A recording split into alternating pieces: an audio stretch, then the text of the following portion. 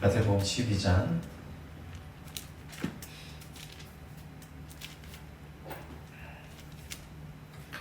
46절에서 50절까지입니다. 마태복음 12장 46절에서 50절까지의 말씀 다 찾으신 줄 알고 우리 한 목소리로 읽도록 하겠습니다. 예수께서 무리에게 말씀하실 때에 그의 어머니와 동생들이 예수께 말하려고 밖에 섰더니 한 사람이 예수께 여짜오되 보소서 당신의 어머니와 동생들이 당신께 말하려고 밖에 서 있나이다 하니 말하던 사람에게 대답하여 이르시되 누가 내 어머니이며 내 동생들이냐 하시고 손을 내밀어 제자들을 가리켜 이르시되 나의 어머니와 나의 동생들을 보라. 누구든지 하늘에 계신 내 아버지의 뜻대로 하는 자가 내 형제여 자매여 어머니라 하시더라. 아멘. 오늘 말씀의 46절부터 50절까지의 말씀을 읽었는데요. 여기서 예수님의 어머니와 예수님의 동생들이 예수님을 만났다고는 기억이 안 돼 있죠. 예, 요 내용을 봐서는 못 만났어요. 요 내용을 봐서는 못 만났습니다. 물론 성경에서는 중요한 것만, 필요한 것만 또 성령의 충만하여서 기록한 마태가 꼭 필요한 것만 적었으려 생각하고요. 아마 이 말씀 이후에 만나지 않았을까? 저는 그렇게 한번 생각해 봅니다. 여러분, 성경을 해석하는 방법이 여러 가지가 있습니다. 그 중에 두 가지를 오늘 말씀을 드리고자 하는데요. 이 성경 해석 방법의 두 가지를 말씀드리는 이유는 우리는 항상 성경 말씀을 보고 있고 또 오늘 읽은 이 말씀, 특별히 50절에 있는 하늘에 계신 아버지의 뜻이 무엇이냐를 정확하게 보기 위해서도 성경 해석의 두 가지 방법을 함께 보고자 합니다. 세상에는 수많은 사람들이 있습니다. 수많은 성경책들이 있죠. 또한 성경의 버전들도 상당히 많은데 이 성경을 해석하는 여러 가지 방법 중에 두 가지를 말씀드리는 이유는 가장 대표적인 겁니다. 그리고 가장 역사적인 겁니다. 이렇게 성경 해석을 보는 이유를 통하여서 우리가 성경을 어떻게 보는 것이 맞는지, 어떻게 성경을 보는 것이 옳은 건지 함께 이야기를 나누고자 합니다. 첫 번째로 성경 해석의 두 가지 방법이 있습니다. 첫 번째는 역사적 해석이라고 합니다. 성경을 해석하는 방법에는 역사적 해석, 쉽게 말하면 성경은 역사 이야기잖아요.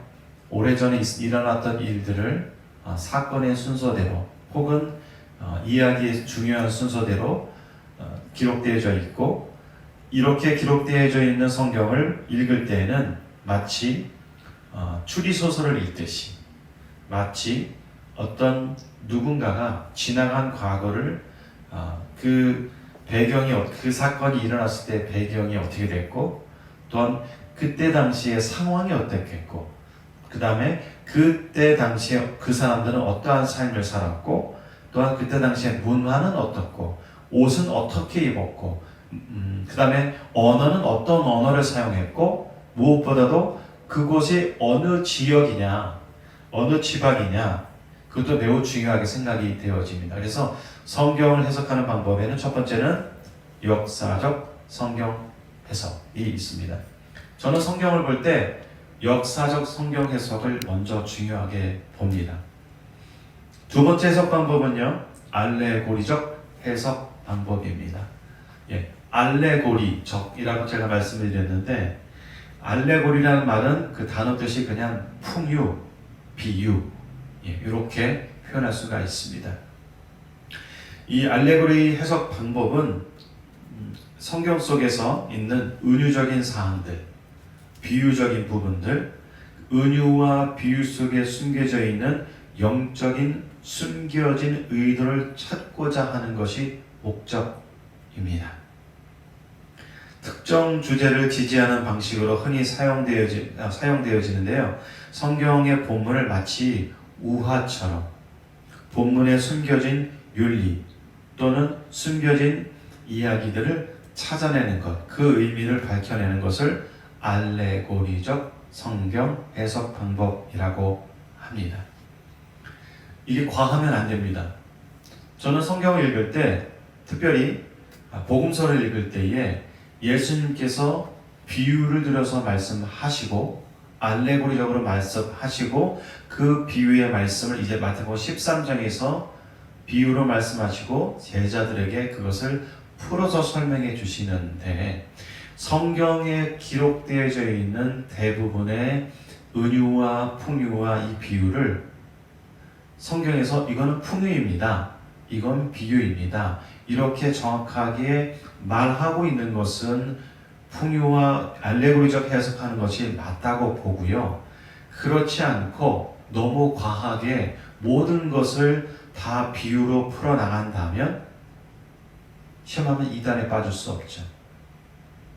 이단에 빠질 수가 없습니다. 그런데 제가 말씀을 준비하면서 보니까 우리가 알고 있는 어거스틴도 선한 사마리아인의 그 내용을 가지고 말씀을 해석하는데 너무 과하게 알레고리적 해석을 했다고 지금 현대의 신학자들이 말하고 있습니다. 왜 그랬을까요? 그렇게 유명한 어거스틴이라는 신학자도 실수할 수 있다는 것입니다. 과유불급이란 말이 아마 성경을 보는 우리 눈에도 매우 필요하다고 생각이 되어집니다. 두 가지 말씀드렸습니다. 첫 번째, 역사적인 성경 해석 방법. 두 번째, 알레고리적 성경 해석 방법. 대부분의 많은 신학교에서는 역사적 성경 해석 방법을 먼저 가르치고요. 그 다음에 부분적으로 알레고리적 해석, 그러니까 비유적인 해석을 말하고 있습니다. 그런데 일반 학교에서 배움의 책에서 말하고 있지만 빠진 것이 있습니다. 뭐가 빠졌을까요? 빠진 것이 있습니다. 이 빠진 것 때문에 어떻게 보면 제 개인적으로 성경이 더 잘 보이기 시작했고요. 이 빠진 것을 깨달음으로 인해서 예전에 오래전부터 신앙생활을 해와서 성경을 읽고 또한 보고 있었고, 또한 성경을 저도 설교를 하고 있었던 저이지만 성경에 빠진 것을 발견하고 깨닫고 영적으로 제가 느낌으로 인해서 예전에 보이지 않았던 본뜻, 하나님께서 뭐라고 말씀하시는지 이제 보이기 시작했다는 것이에요. 그것이 사실 얼마 오래되지 않았습니다. 한 6, 7년 정도뿐이 되지 않았습니다. 여러분, 뭐가 빠졌냐면요, 하나님은 이스라엘 백성을 통해서 구원의 길을 이루어 가신다 입니다. 오늘 예배가 끝나고 나면 로마서 9장, 10장, 11장을 읽어보시면 바로 이 이야기가 나옵니다. 보통 신학자들이, 성경을 사랑하고 많은 교수님들이 많은 성경에 대해서 믿음과 구원과 성화와 또한 신학적인 매우 중요한 내용들을 보석과 같이 찾아내는 말씀이 로마서의 말씀인데 보통은 1장에서 8장으로 끝납니다. 물론 믿음에 관한 것들, 종말에 관한 것들, 우리의 신앙이 어떻게 살아가야 돼야 되는 것들에 대한 신학적으로 잘 정리된 것이 로마서의 말씀은 맞습니다. 그런데 로마서 9장부터 11장의 메시지는요, 거기가 본론이에요. 거기가 시작이라는 것이에요. 저도 그렇게 보고 있습니다. 그런데 로마서 9장과 10장과 11장에서 말하는 것은 뭐냐 하면 결국 하나님은 이스라엘 백성을 통해서 구원의 역사를, 하나님의 나라를 이루어 가신다를 제가 발견했다는 것이에요. 그것을 보게 되니까 이제 오늘 마태복음 12장 46절에서 50절에서 말씀하고 계신 예수님이 말씀 가운데의 알레고리적 해석이 아닌 그 가운데 예수님이 뭐라고 말씀하시는지가 정확하게 보게 됐다는 것입니다. 빠진 것이 두 번째 있습니다.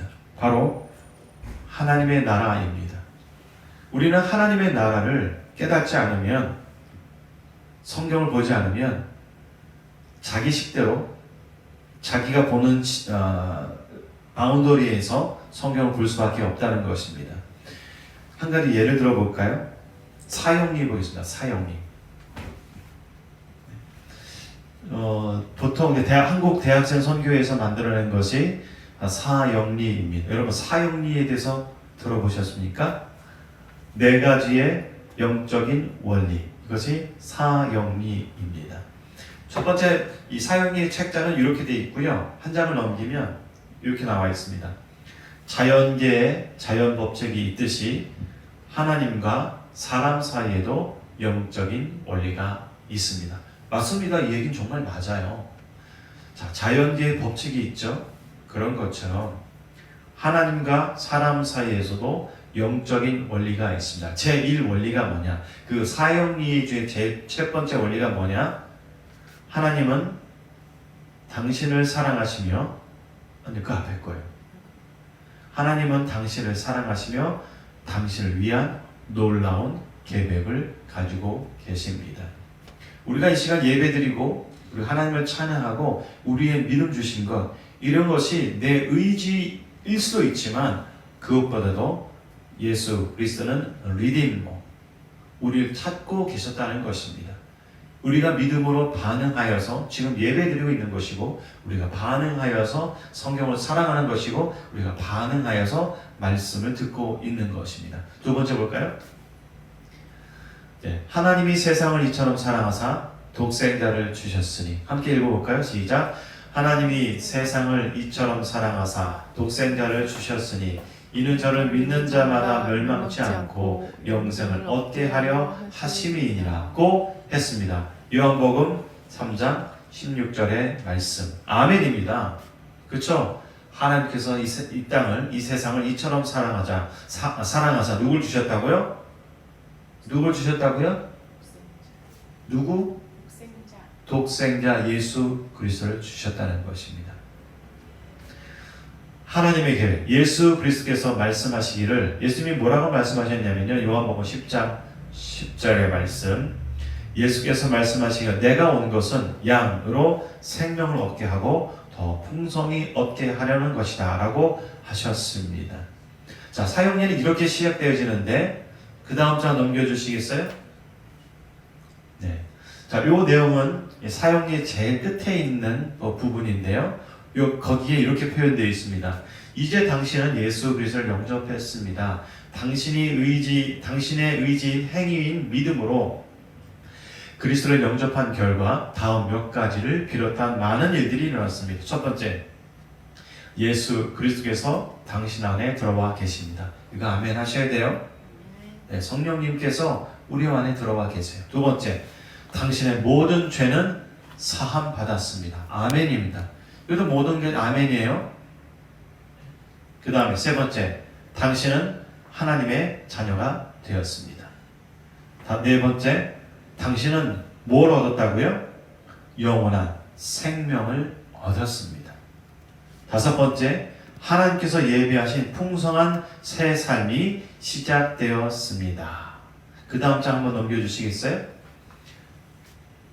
자, 그리스도인의 성장을 위한 권면입니다. 자, 이 내용은 뭐냐면 우리가 이제 예수를 믿고 신앙생활을 살아가고 있잖아요. 이 사형리에서 뭐가 빠졌는지 제가 알려드릴게요. 자, 1번 날마다 하나님께 기도하십시오. 2번 하나님의 말씀의 성경을 날마다 읽으셔야 돼요. 자, 3번 하나님께 여러분 순종하셔야 됩니다. 4번 네 번째, 말과 행동으로 그리스도를 증거하셔야 됩니다. 내가 만약 예수를 증거하지 않고 어떻게 그리스도인이라고 말할 수 있겠습니까? 다섯 번째, 지극히 작은 일까지도 하나님께 맡기십시오. 기도하십시오. 여섯 번째, 성령께서 당신의 일상생활을 주관하게 하시고 능력을 받아 그리스도의 증인이 되십시오. 여기까지입니다. 뭐가 빠졌냐면요, 공동체성이 빠졌어요. 하나님의 나라는요, 공동체입니다. 우리 말씀 이제 다시 한번 볼까요? 마태복음 6장 9절 10절입니다. 마태복음 6장 지금 성경을 펴세요. 우리가 읽고 있는 성경이 마태복음이고 마태복음 그 앞쪽으로 이동하면 마태복음 6장 9절과 10절의 말씀.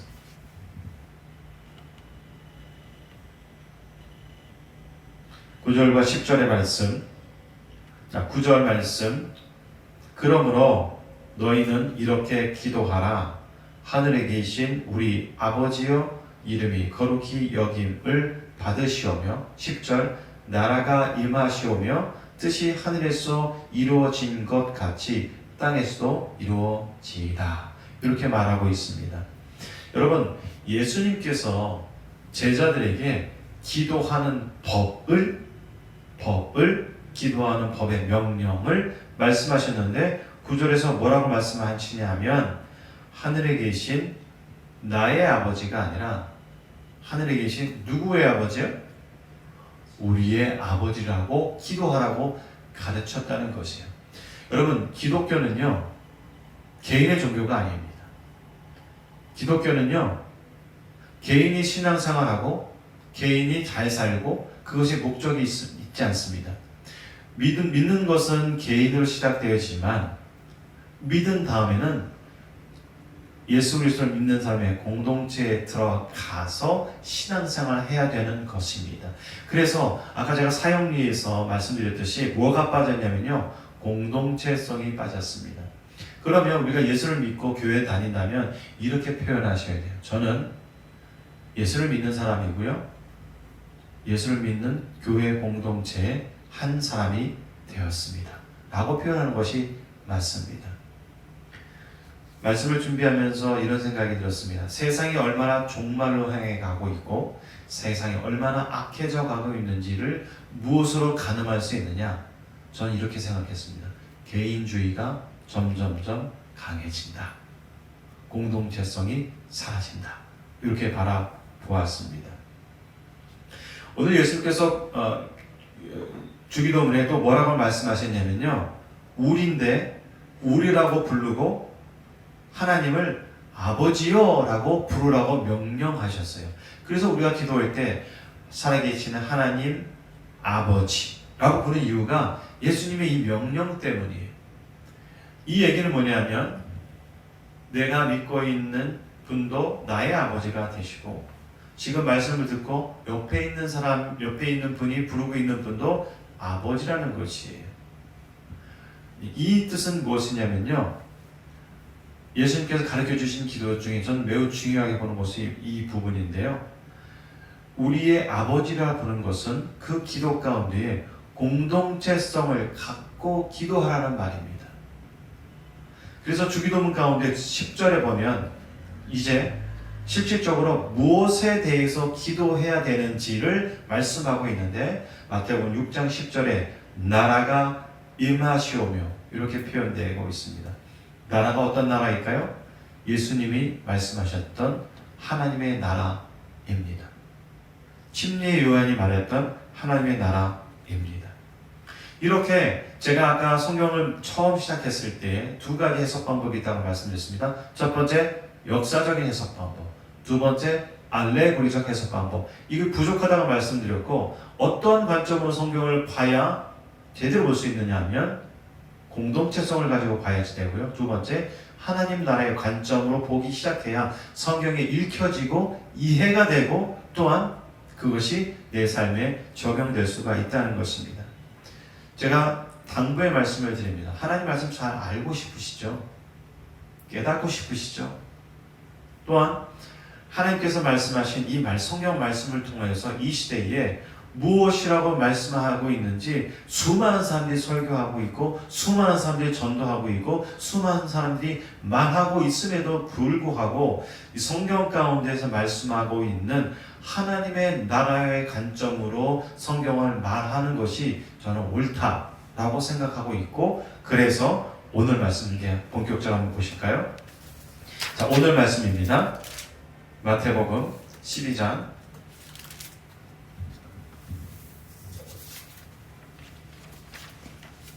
46절 다시 한번 볼까요? 자, 제가 이렇게 서두가 길었어요. 서두가 길을 수밖에 없는 이유는 말씀을 명확하게 보기 위해서입니다.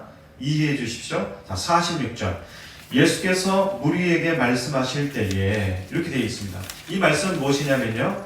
오늘 마태복음 12장은요. 세 가지의 사건이 등장합니다. 첫 번째, 우리가 첫 번째 봤죠? 첫 번째 뭐냐면 안식일에 손 마른 사람을 고치는 사건이었어요. 마태복음 12장 9절 말씀 보세요. 첫 번째 사건입니다. 성경 펴세요. 예, 손 마른 사람을 고쳤죠. 언제? 안식일에. 그 사건이 일어났어요. 자, 두 번째 사건이 무엇이죠? 두 번째 사건은 뭐냐면 22절이에요. 예수와 바알세바. 제 성경에 그렇게 되어 있는데 예수님이 귀신 들렸고 말도 못하고 앞을 못 보는 사람을 고쳐주게 된 사건이 두 번째 사건이에요.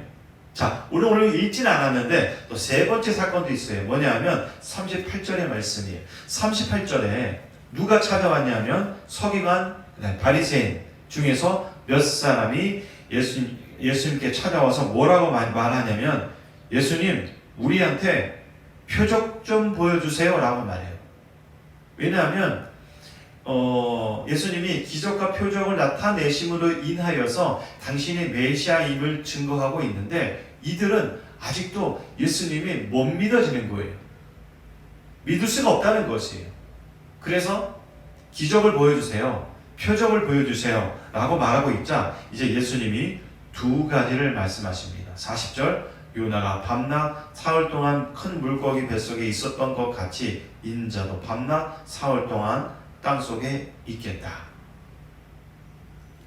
첫 번째로 말씀하시고 그 다음에 두 번째는 뭐냐면 42절 심판 때에 남방 여왕이 일어나 이 시대에 사람을 정죄하려니 이는 그가 솔로몬의 지혜로운 말을 들으려고 땅 끝에서 왔음이거니와 솔로몬보다 더 큰 이가 여기 있다 라고 말하는 것입니다. 아까 역사적 사건으로 성경을 보자고 말씀드렸죠. 왜 예수님이 표적을 보여달라는 바리새인과 서기관들에게 요나 이야기를 했을까요? 그들이 알고 있는 이야기니까. 그렇죠? 예. 그들이 알고 있는 이야기를 다시 한번 꺼냄으로 인하여서 예수님은 더 이상 표적이 필요치 않고 내가 너희에게 보여줄 수 있는 표적은 무엇이냐면 인자도 예수님도 사흘 동안 하루 이틀 사흘 3일 동안 땅 속에 있겠다. 부활을 말씀하시는 거고요. 그 다음에 42절 심판 때에 남방 여왕이 일어나 이 시대의 사람을 정죄하리. 이거 뭐냐면 솔로몬의 지혜가 너무도 주변 국가에게 편만하게 소문이 자자하게 일어나다 보니까 여기서 말하는 남방 여왕은 지금 에티오피아예요. 에티오피아 여왕이 찾아왔음을 그들이 알고 있었고 그 내용을 다시 한번 말씀하셨다는 것입니다. 그들은 솔로몬도 알고 있었고 남방 여왕의 사건도 알고 있었고 요나의 사건도 알고 있었습니다. 왜 예수님이 이렇게 지나간 사건들을 얘기했을까요? 당연하죠. 알고 있는 내용을 그들에게 얘기를 해야 개연성이 있잖아요. 맥락이 있지 않겠습니까? 성경을 읽을 때 이 맥락을 보게 되면 그 다음 말씀이 이제 보이기 시작합니다. 자, 여러분 이제 보실까요? 46절이에요. 예수께서 무리에게 말씀하실 때에 이게 뭐예요? 이야기가 아직 안 끝났어요. 그렇죠? 이야기가 진행 중이었다고요. 예수님이 누군가가 말하고 있는데 갑자기 누가 찾아와서 들리는 거예요. 갑자기 일어난 사건이죠? 예, 갑자기 일어난 사건이라는 것입니다. 그러면 갑자기 일어난 사건 가운데에 예수님이 툭 하고 던진 말씀을 볼 때에 예수님께서 갖고 가신 생각, 예수님께서 가고자 하는 방향이 그대로 드러난다는 것입니다. 자, 예수께서 무리에게 말씀하실 때에 갑자기 끼어드는 인물들이 있었는데 그 누구였어요? 엄마. 예수님의 엄마. 또 누구였어요? 예수님의 친동생들이었어요. 그래서 찾아왔는데 사람들이 너무 많아서 문 밖에 서 있다고 성경에서 이야기하였고, 어떤 사람이 아주 친절하게 예수님께 이렇게 말했습니다.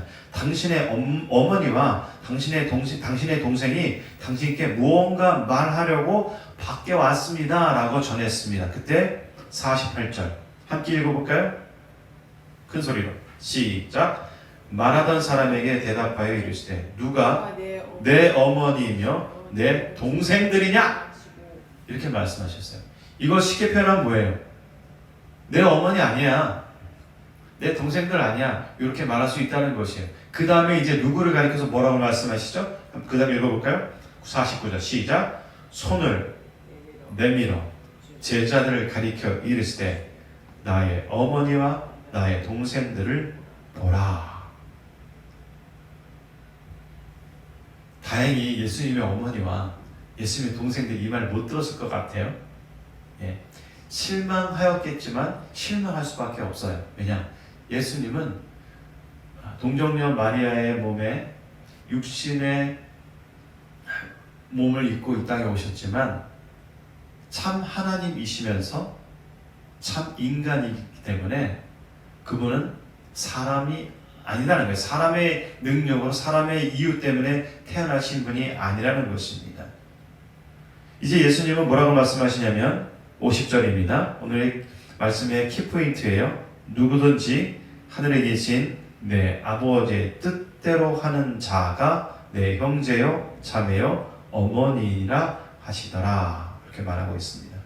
여러분, 그러면 제가 오늘 말씀 가운데 역사적인 것, 안내고리 해석적인 방법, 그 다음에 이스라엘의 언약적인 이스라엘의 언약 신학에 관한 그런 메시지에 연관되어져서 이제 이 말씀이 뭐라고 보이십니까? 누구든지 하늘에 계신 내 아버지의 뜻. 갑자기 일어난 일이라고 하셨죠? 예수님이 준비된 말씀이라고 성경에 기록되어 있지 않았어요? 근데 예수님이 늘 준비되어 있던 말씀이 나온 거죠. 다시요. 갑자기 일어난 사건에 무언가를 말씀하시면 준비되어 있는 말씀이 나오지 않을까요? 네. 저도 오늘 말씀을 준비하고 오늘 예배 시간에 이 말씀을 전하고 있지만 저도 준비된 만큼 전하지 않을까요? 그건 당연한 거예요. 근데 예수님은 갑자기 끼어든 사건에 뭐라고 말씀하시냐면 누구든지 하늘에 계신 내 아버지의 뜻대로 하는 자가 내 형제요 자매요 어머니라고 말씀하고 있습니다. 여기서 말씀하시는 하나님 아버지의 뜻이 무엇일까요? 저는 이 말씀을 하나님의 나라로 봅니다. 왜냐하면 첫 번째 사건이 뭐였죠? 안식일에 손 마른 자 고치는 것. 두 번째 사건이 뭐였죠? 귀신 들려서 말도 못하고 앞을 못 보던 사람을 고쳐줬을 때에 분쟁하는 거였죠. 바리새인들이 와서 대적을 했죠. 세 번째 뭐였죠? 세 번째 사건이 뭐예요? 서기관과 바리새인들이 찾아와서 표적 보여달라고 그랬죠. 자, 그럼 이 무슨 충돌이에요? 하나님의 나라와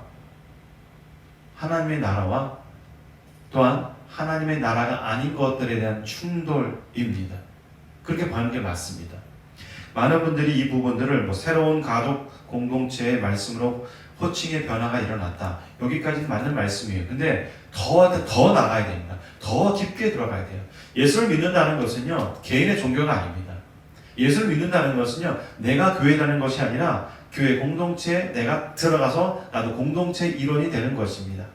한 세사람 교회가 집중하고 한 세사람 교회가 나가야 될 이유는 뭐냐면요, 우리 모두가 주님 안에서 예수 그리스도를 머리로 하고 우리 모두가 공동체가 되었다는 그 교회 조직과 교회의 어떤 철저한 교리에 움직이는 것에 묶이는 것이 아니라 예수 그리스도를 참 머리로 삼고 참 형제요, 참 자매요, 참 그리스도로 하나로 공동체성을 이 땅 가운데에 하나님의 나라의 그 모습을 닮아가고자 노력하는 교회, 이것이 우리의 삶의 모습이고 이 부분을 지금 예수님께서 말씀하고 있는 것입니다. 왜 성경을 이렇게 보아야 하냐면 성경의 본뜻을 명확하게 보기 위해서입니다. 성경을요 너무 신학적으로 너무 쪼개고 잣대를 들이대고 헬라적으로 보아서는 이것도 너무 위험합니다. 제가 아들한테 하는 얘기지만 학교에서 풀고 있는 시험 문제가 그 시를 쓴 사람이 문제 내라고 그 시를 안 썼잖아요. 그거 다 인정하시죠? 물론 대학 가기 위해서 시험 공부하고 있어요. 그런데 우리가 성경도 문제 내듯이 성경 보면 안 된다는 것이에요. 시편 23편 찾아볼까요? 시편 23편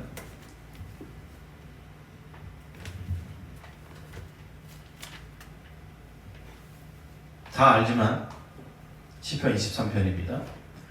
여호와는 나의 목자시니 내게 부족함이 없으리로다. 그가 나를 푸른 풀밭에 누이시며 쉴만한 물가로 인도하시는도다. 내 영혼을 소생시키시고 자기 이름을 위하여 의의 길로 인도하시는도다. 내가 사망의 음침한 골짜기로 다닐지라도 해를 두려워하지 않을 것은 주께서 나와 함께 하심이라.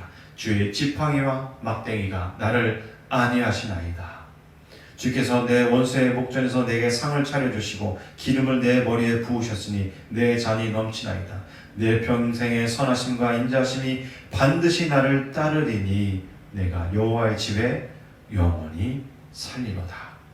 아멘. 다윗의 시죠? 이 시를 읽을 때 여러분 어떤 마음이 드세요? 그 마음이 하나님께서 주신 마음이에요. 이 시를 읽을 때 여러분의 신앙생활이 어떻게 됩니까? 하나님께도 집중되지 않나요? 사실요 시편은요 노래예요. 노래. 헬라적으로 쪼개고 나누고 거기서 신학적인 의미만 찾는다는 건요 그건 옳지 않습니다. 노래는 신학하라고 지어진 것이 아니야. 노래는 이 시편은요 찬양하라고 노래하라고 지어졌지 신학적으로 파라고 이 성경이 먼저 기록되어져 있지 않다는 것입니다. 물론 성경을 정확하게 보기 위해서 이 뜻을 이 성경을 적은 사람 그때의 배경 이 단어의 뜻 이 내포하는 뜻을 공부하는 것은 맞지만 그것을 너무도 깊게 파다 보니 이 성경에서 말하고 있는 시편 23편에서 말하고 있는 본 의미 의도 본래의 뜻을 더 망각해 버리고 만다는 것입니다. 오늘 우리는 마태복음 12장의 말씀을 다 읽었습니다. 어떤 분들은 그렇게 얘기하시더라고요. 마태복음의 말씀이 생뚱맞게 끝난다. 마태복음의 말씀이 매우 생뚱맞게 끝난다라고 말하는데 이게 어찌 생뚱맞게 끝나나요? 저는 그렇게 생각하지 않습니다. 세 번의 사건 가운데 갑자기 찾아온 예수님의 어머니와 예수님의 동생들에게 예수님께서 뭐라고 말씀하시냐면 하나님의 나라는 우리 모두가 형제요 자매가 되는 나라입니다. 하나님의 나라는 주기도문에서 말하는 것처럼 우리의 하나님을 만날 수 있는 곳입니다. 하나님의 나라는 우리 모두가 아버지라고 부를 수 있는 것이 하나님의 나라라고 오늘 마태복음 13장 46절로 50절에서 예수님께서 말씀하셨습니다. 오늘 이 말씀을 통하여서 우리 마음 가운데에 성경은 이거 읽어야 되는 거죠? 예. 성경은요 오늘 말씀을 통해서 우리 성경은 우리에게 계속해서 말씀해 주신 것은 뭐냐면 하나님의 나라를 사모해라 종교성을 버리고 진짜 참신함을 가져라 입니다. 제가 하나 놓칠 뻔했는데요. 오늘 말씀 유대인의 신약성경 마틴야후 원래는 마틴야후고요. 이걸 우리는 우리나라 말로 마태복음이라고 표현하였는데 유대인의 신약성경에 보면 이렇게 되어 있습니다. 그러므로 너희는 이렇게 기도하여라. 하늘에 계신 우리 아버지 아버지의 이름이 거룩히 지켜지게 하시고 아버지의 왕국이 오게 하시고 뜻이 하늘에서 이루어진 것처럼 땅에서도 이루어지게 하시고가 원래의 히브리적 관점으로 성경을 보면 이렇게 됩니다. 그 앞에 것만 볼게요. 그러므로 너희는 이렇게 기도하여라. 하늘에 계신 우리의 아버지가 되셨고요. 아버지의 이름이 거룩하게 하기 위해서 지켜지게 하시고, 이 지키는 건 누가 지키는 거예요? 우리의 삶의 모습을 지키라는 것이에요. 아버지의 왕국, 하나님의 나라입니다. 이단에서 왕국, 왕국해서 우리가 기독교가 왕국이라는 단어를 쓰면 마치 이단처럼 보여지는데 아니에요. 원뜻은 아버지의 왕국입니다. 우리의 왕국이 아니라 아버지의 왕국이 오게 하시고 이렇게 말하고 있습니다.